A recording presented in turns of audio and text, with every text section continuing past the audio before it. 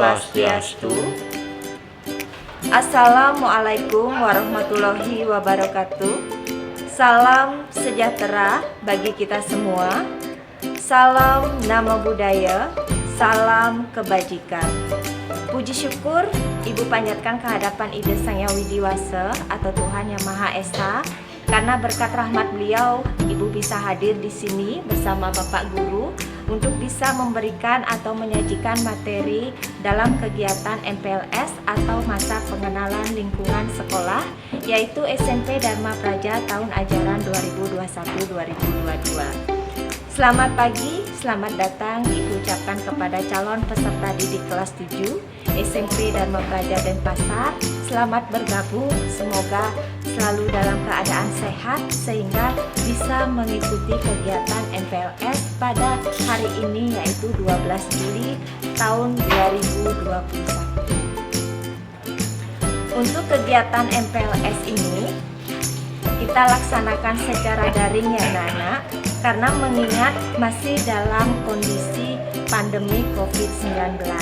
Namun apabila adik-adik sudah bisa mengikuti kegiatan MPLS ini dari awal, yaitu dari tanggal 12 Juli tahun 2021 sampai dengan penutupan MPLS yaitu tanggal 16 Juli 2021, maka adik-adik akan dikatakan resmi menjadi warga dari SMP Dharma Praja. Namun untuk saat ini kalian masih dikatakan sebagai calon peserta didik kelas 7. Namun apabila kalian sudah bisa melewati kegiatan MPLS ini dengan baik dan lancar, maka adik-adik dikatakan sudah resmi menjadi kelas 7 SMP Dharma Praja Denpasar. Berikutnya, materi yang akan Ibu sampaikan di sini adalah tentang pengisian formulir siswa baru oleh orang tua. Namun sebelum Ibu menyampaikan materinya tersebut, alangkah baiknya kalau kita berkenalan terlebih dahulu ya anak-anak ya. Jadi perkenalkan, nama Ibu di sini adalah Ayu Cynthia Dewi. Jadi biasa dipanggil dengan panggilan Ibu Ayu. Nah, di sini Ibu merupakan guru mapel matematika yang nantinya akan diberikan tugas untuk mengajar adik-adik di kelas 7. Nah, berikutnya di sebelah Ibu, beliau adalah Bapak Guru. Nah, nama beliau adalah Bapak Gede Aditya Marta SPD.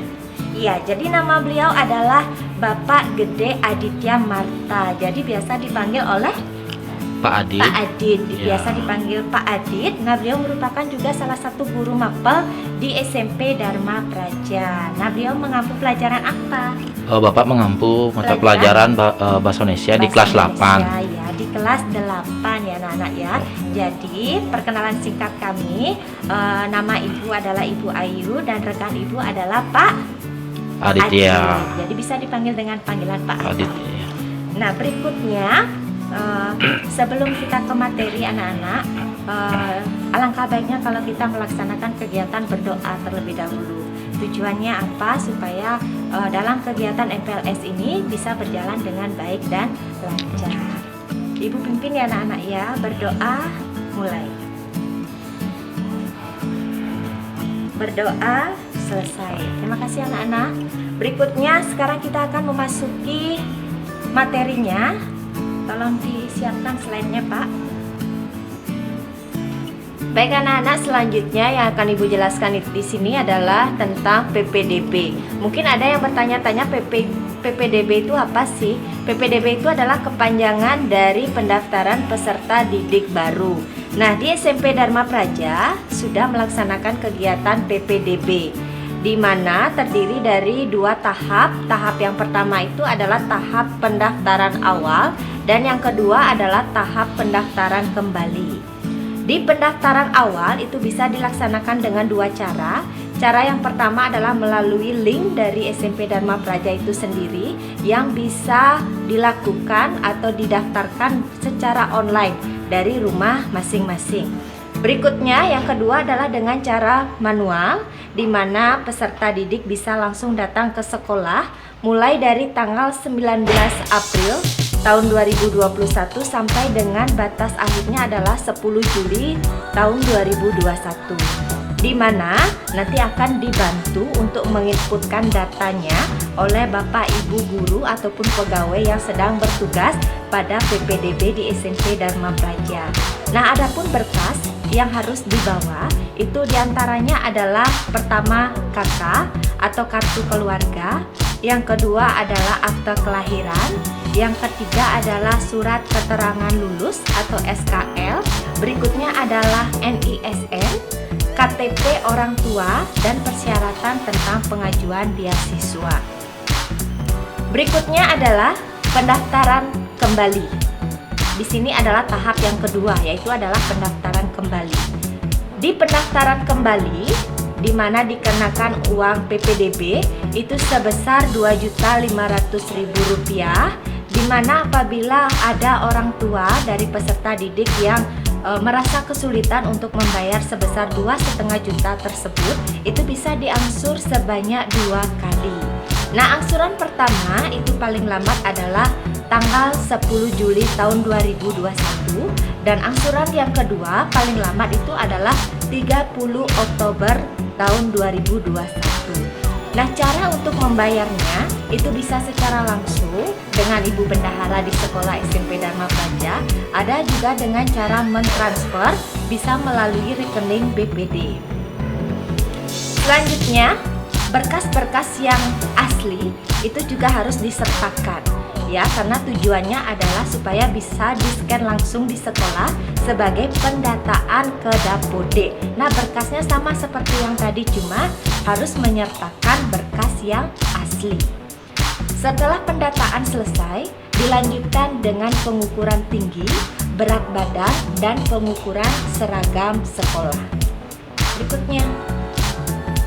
Nah, materi yang Ibu bawakan sebenarnya itu adalah tentang pengisian formulir peserta didik baru oleh orang tua. Namun pada saat kegiatan PPDB, secara tidak langsung itu sudah melaksanakan pendataan digital yang sudah mencangkup semuanya. Hanya saja Ibu ingin mengingatkan kepada adik-adik calon peserta didik baru yang berkasnya belum lengkap, tolong segera dilengkapi dengan membawa berkas yang asli ke sekolah. Berikutnya, untuk materi berikutnya, Ibu sampaikan tentang beasiswa. Mungkin ada beberapa pihak orang tua yang ingin menanyakan, kira-kira bagaimanakah cara untuk memperoleh beasiswa di SMP Dharma Praja Denpasar. Nah, sekarang Ibu jelaskan mengenai beasiswa yang bisa ditempuh untuk mendapatkan bantuan pendidikan tersebut. Di antaranya adalah ada 3 program. Pertama itu adalah PIP. PIP itu apa? PIP itu adalah kepanjangan dari Program Indonesia Pintar, yang merupakan program pendidikan yang dibentuk oleh Presiden Joko Widodo, yang merupakan bantuan berupa uang tunai, perluasan akses, dan kesempatan belajar dari pemerintah yang diberikan kepada peserta didik SD, SMP, SMA, dan mahasiswa yang berasal dari keluarga miskin atau rentan miskin untuk membiayai pendidikan melalui Kartu Indonesia Pintar atau disingkat dengan KIP. Ada beberapa berkas yang perlu dipersiapkan untuk mendapatkan KIP. Yang pertama, harus mempunyai kartu keluarga atau KK. Yang kedua, akte kelahiran. Yang ketiga itu adalah kartu keluarga sejahtera atau KKS, atau bisa juga menyertakan surat keterangan tidak mampu atau SKTM. Berikutnya adalah raport hasil belajar siswa. Jadi harus menyertakan juga hasil belajar siswanya yang harus juga diberikan atau juga dilampirkan. Berikutnya yang terakhir itu adalah surat pemberitahuan penerima bantuan siswa miskin atau disingkat dengan BSM dari kepala sekolah. Berikutnya, kartu Cemerlang Denpasar atau bisa juga kartu Denpasar Cemerlang. Program Denpasar Cemerlang merupakan program dari wali kota terdahulu, yaitu Bapak Rai Mandre, yang diperuntukkan bagi siswa tidak mampu yang berprestasi. Di samping itu, kartu ini memberikan fasilitas tambahan yang bisa didapat oleh para siswa di Kota Denpasar, seperti kemudahan di bidang transportasi pendidikan, yaitu adanya bus sekolah yang aman dan nyaman. Yang ketiga itu adalah BSP. BSP itu adalah bantuan sosial pendidikan. Kemensos mentargetkan penerima program BSP tahun 2021 itu mencapai 18,8 juta keluarga manfaat. Masyarakat yang ingin mendapatkan BSP 2021 harus memiliki kartu keluarga sejahtera atau KKS. Untuk mendapatkan KKS, masyarakat harus terdaftar sebagai peserta kader pembangunan manusia atau disingkat dengan KPM di data terpadu kesejahteraan sosial. Berikutnya, materi tentang website sekolah itu akan dijelaskan oleh rekan ibu yaitu Bapak Adit.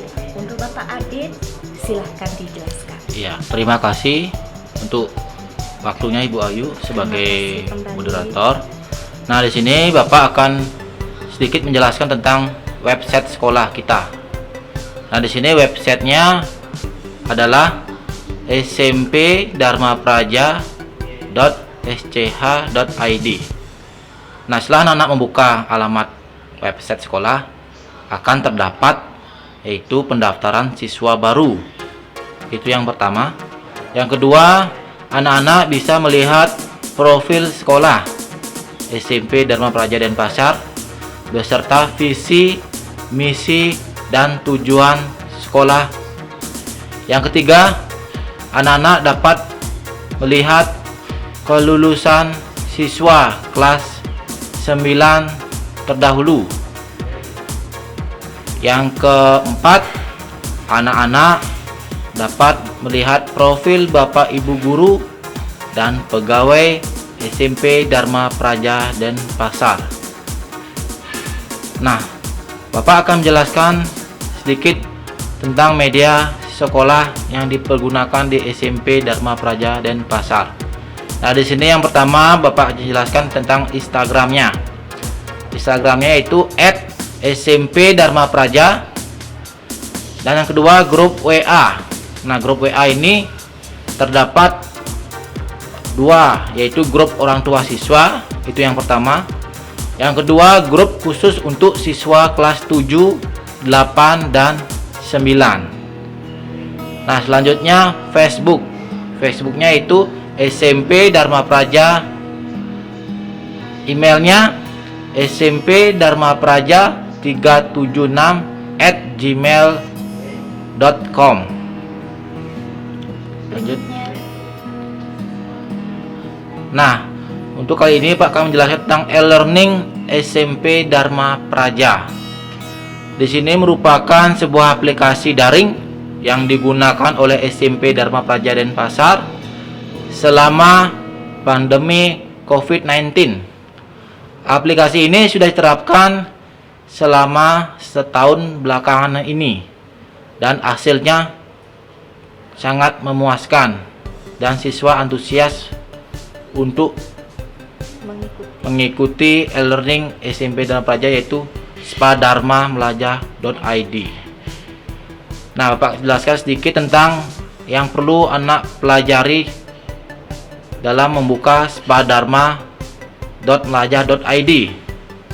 Yang pertama, cara login. Nah, Bu Aryu bisa jelaskan cara loginnya?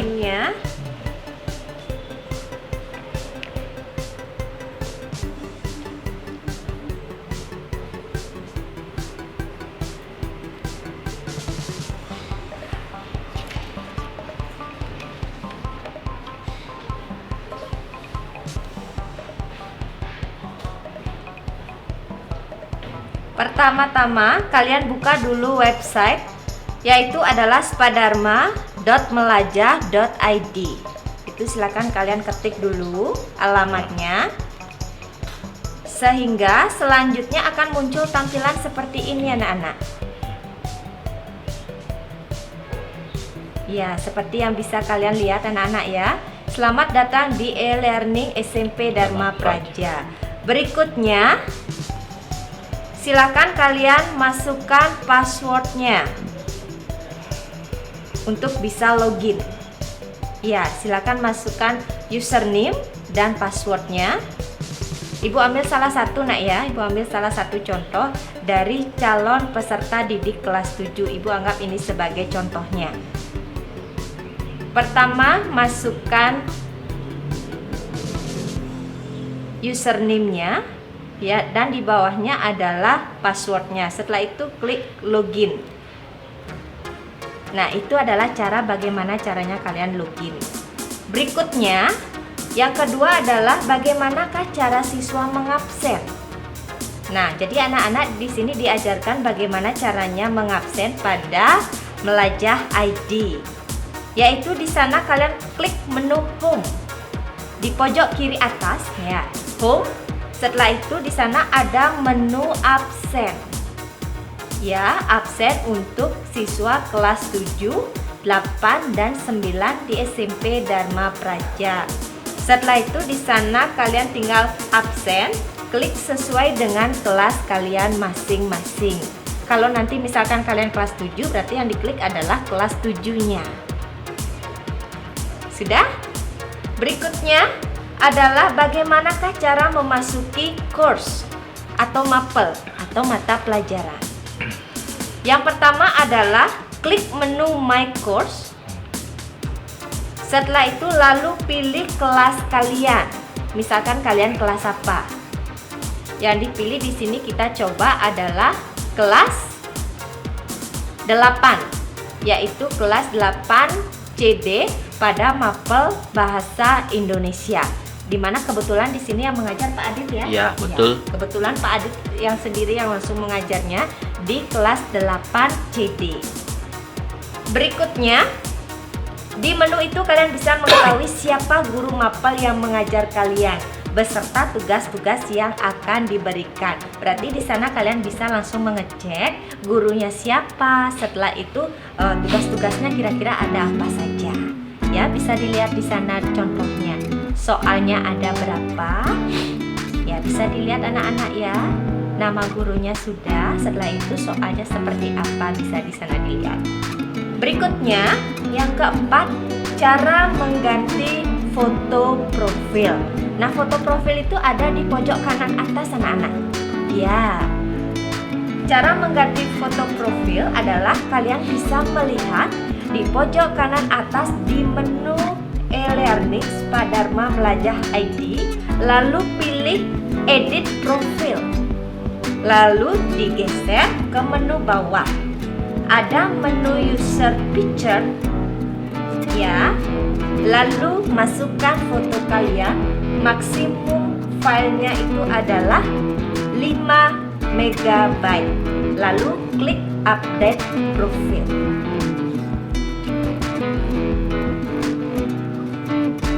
Ibu ulangi anak-anak ya. Cara mengganti foto profil, kalian bisa melihat pojok kanan atas di menu Learning Dharma Melajah ID, lalu pilih edit profil. Lalu geser ke menu bawah, ada menu user picture, lalu masukkan foto kalian maksimum. Filenya itu size-nya adalah 5 MB.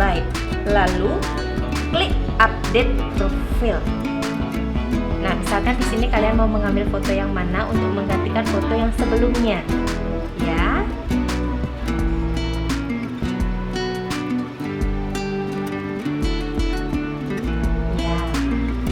Berikutnya, cara mengganti password. Cara mengganti password yang sudah diberikan di awal itu bisa saja kalian ganti passwordnya, yaitu dengan mengklik menu loginnya. Setelah itu tinggal di save saja. Kalian artinya mengganti passwordnya yang baru. Password yang lama itu kalian ganti dengan password yang baru. Setelah itu save, tinggal itu saja. Berikutnya adalah cara mempelajari materi di spadharma.melajah.id. Caranya adalah klik menu My Course.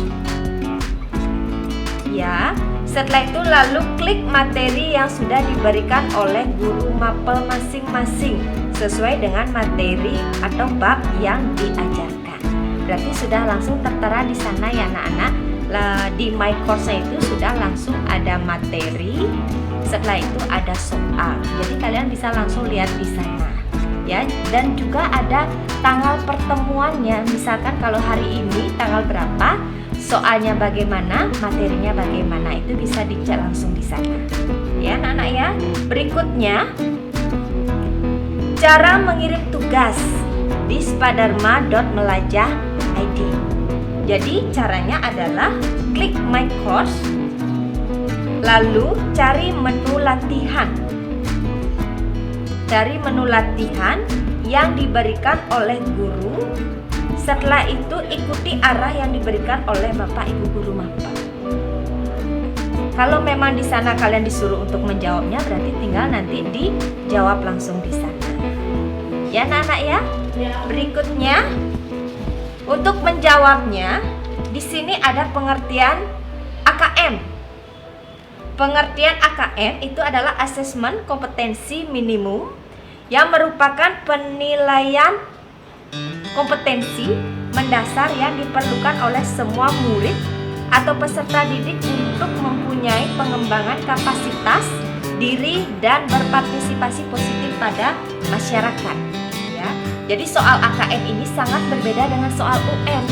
Berikut di sini perbedaannya. Berikut ini adalah 5 bentuk soal AKM. Nah, untuk yang pertama itu adalah tentang pilihan ganda. Yang bagaimana dikatakan pilihan ganda, Pak Adi? Nah, terima kasih Bu Ayu atas kesempatan yang diberikan. Nah, di sini pilihan ganda yang perlu anak ketahui.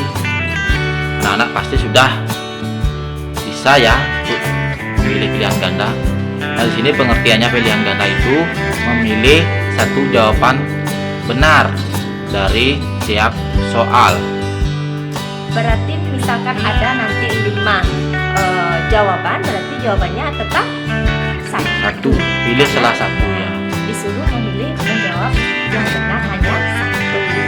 Berikutnya yang kedua Pak Adit, pilihan ganda kompleks. Yang bagaimana itu pilihan ganda kompleks? Ya, terima kasih Bu Ayu kesempatannya. Nah, di sini pilihan ganda kompleks, mungkin anak-anak rancu yang mendengar pilihan ganda kompleks.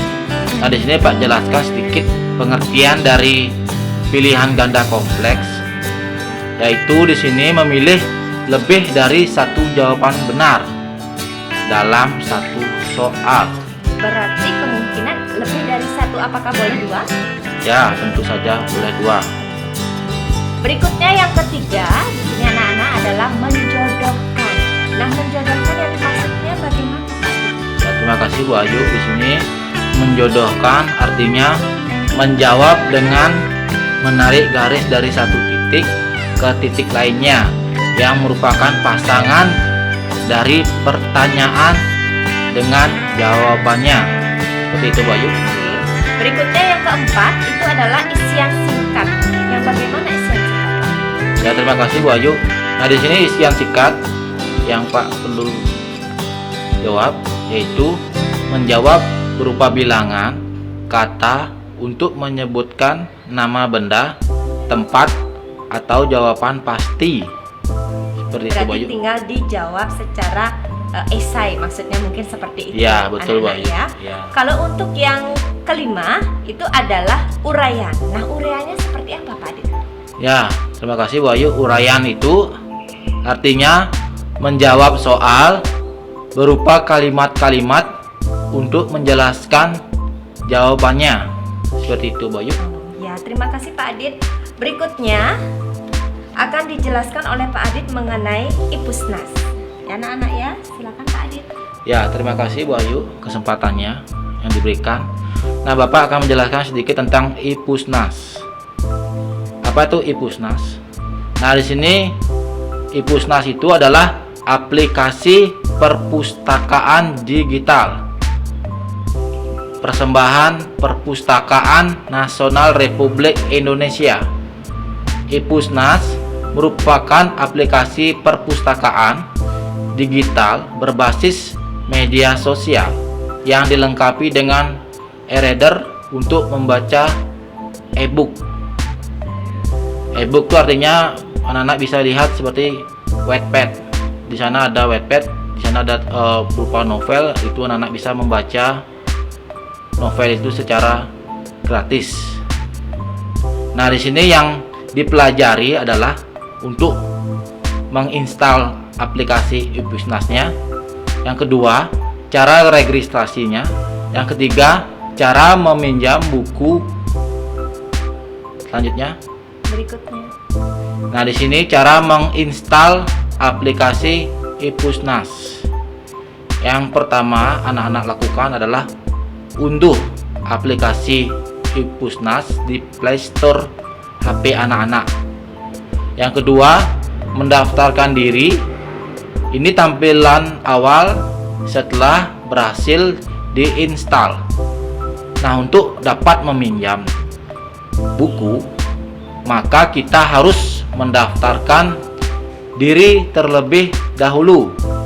Bisa dengan ketuk garis 3 di pojok kiri atas, kemudian pilih login sekarang. Untuk selanjutnya, ketiga, pilih menu pinjam, lalu anak-anak klik unduh, lalu anak-anak segera bisa membacanya. Seperti itu anak-anak. Nah, selanjutnya cara registrasinya. Pertama-tama, bila kita belum menjadi anggota Perpustakaan Nasional Republik Indonesia, maka kita harus mendaftar diri terlebih dahulu ke http://keanggotaan.pnri.go.id.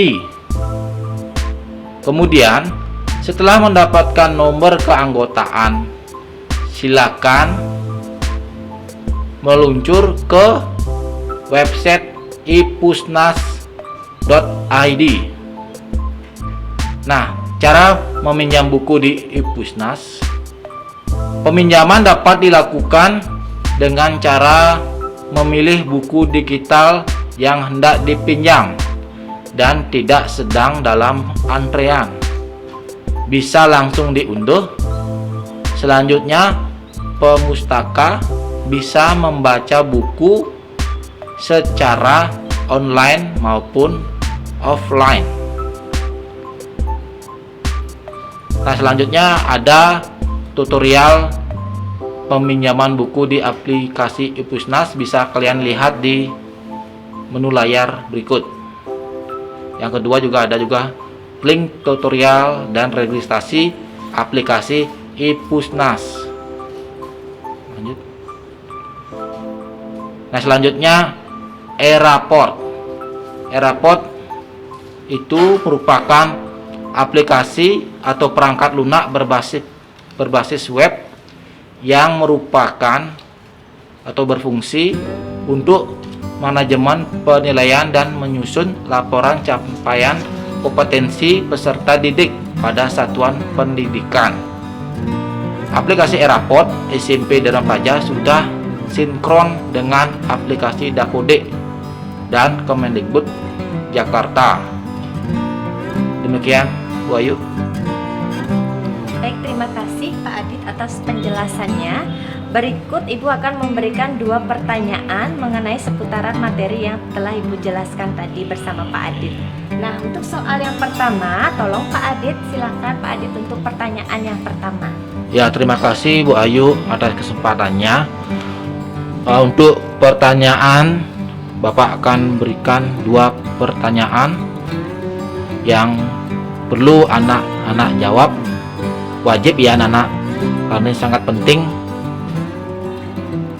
Yang pertama, apa syarat-syarat yang digunakan agar siswa mendapatkan KIP? Yang kedua, apa itu AKM? Ya, demikian pertanyaan yang bisa Bapak berikan kepada Terima anak-anak? kasih, Pak Adit. Nah, di sana anak-anak ya ada 2 buah pertanyaan. Yang pertama itu sudah dibacakan oleh Pak Adit, yang kedua juga sudah. Jadi untuk jawabannya itu bisa kalian kirimkan melalui link di bawah ini. Silakan Bapak.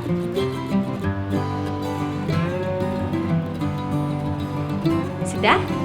Linknya sudah. Nah, silakan nanti kalian kirimkan jawabannya di sana ya, Nak ya. Sekian materi yang Ibu sampaikan untuk pada pertemuan hari ini. Ibu ucapkan terima kasih dan Om Santi Santi Santi Om.